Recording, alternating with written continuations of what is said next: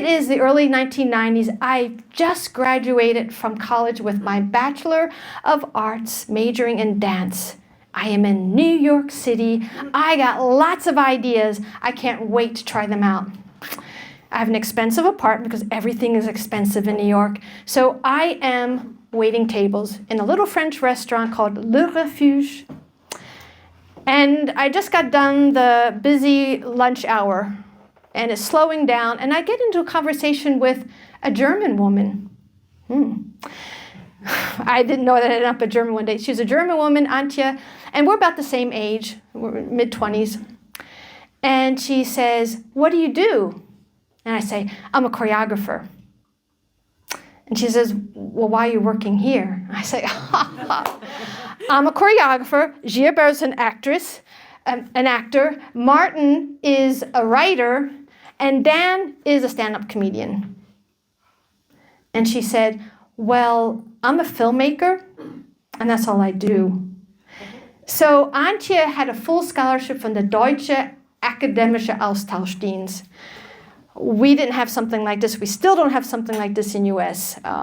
It was amazing. And when I went home that day, she planted a seed deep in my heart. I thought, that is a dream of mine, to spend my whole day just choreographing and dancing. But I never told anyone this because I thought, this is like impossible. I'm going to dream it, but keep it to myself, just in case. Jump. 6 years later, I am a Beamte in Bielefeld. Now, I didn't know German very well, so I didn't know that this civil servant contract is the most coveted contract that you can have in Germany. I work for the city of Bielefeld in their staatliche Musikschule. I am the only dance faculty, so I am my own boss. I have my own dance studio in Teutoburger Wald, surrounded by trees.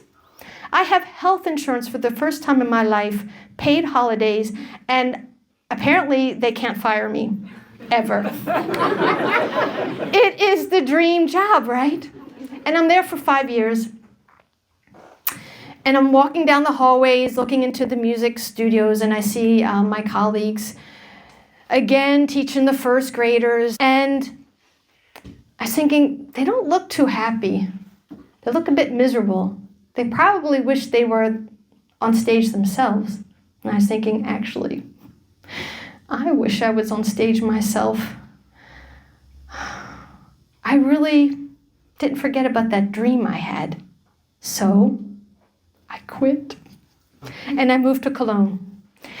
2 years previously, I had won this dance competition that gave me Fördergeld. So I had enough money for 6 months to work on a new production. And I got an invitation from a festival.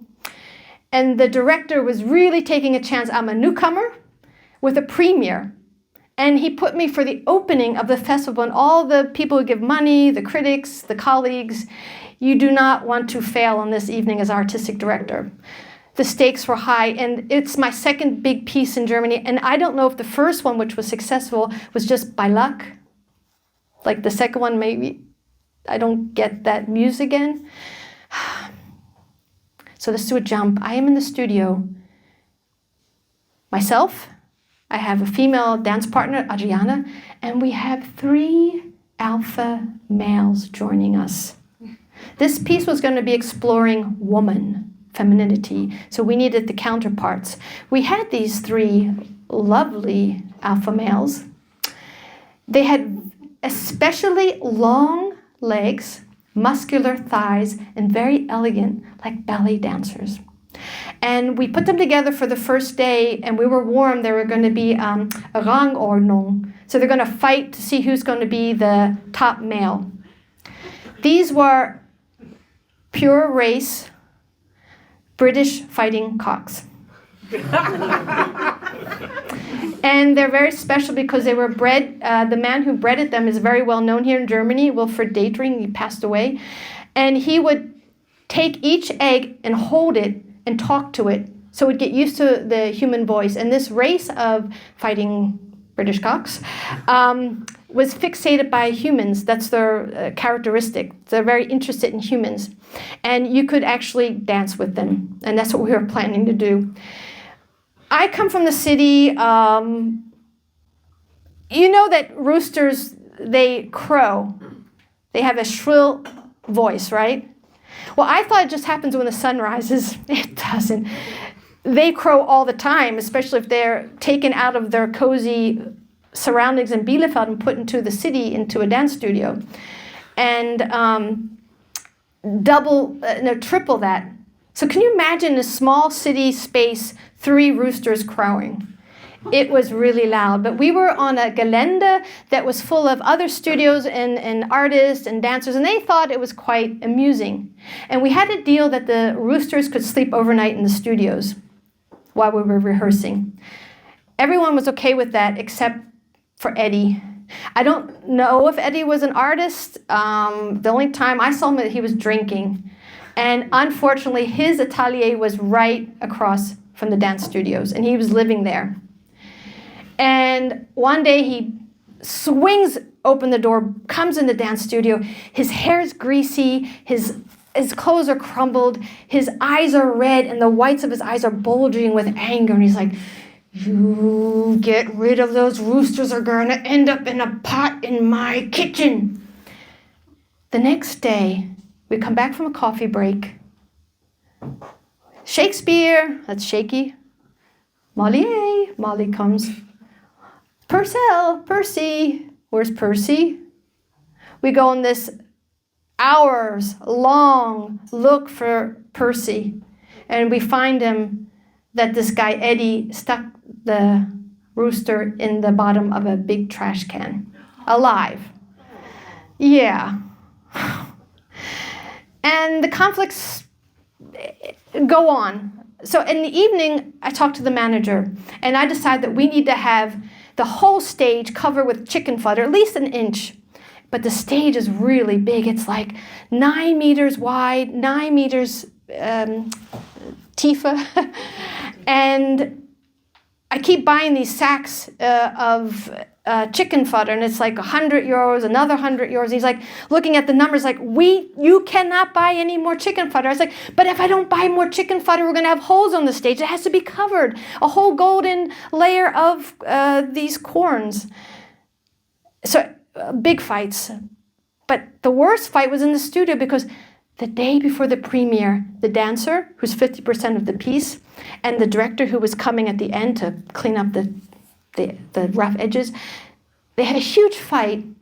And the dancer said, "I am not performing tomorrow if she comes on stage and takes a bow." And I thought to myself, why didn't I just stay in the Teutoburger Wald in my studio with my nice job? It was really stressful. But the next night at the premiere, I'm in the wings, and I'm looking out the stage. It's sold out. Adriana comes out in this beautiful red dress, and Clark is on the piano playing a tango piece. And Shaky comes out, and he starts crawling up Adriana's arm. And then she does a back bend all the way down her long hair, and he just nonchalantly struts across her breast. It's a very strong picture of the alpha male on the woman. And the stage is covered in these 3 tones of gold, and Percy and Molly are pecking along. And I look out and I think, I have just been dancing and choreographing for 6 months. It's my dream. Thank you.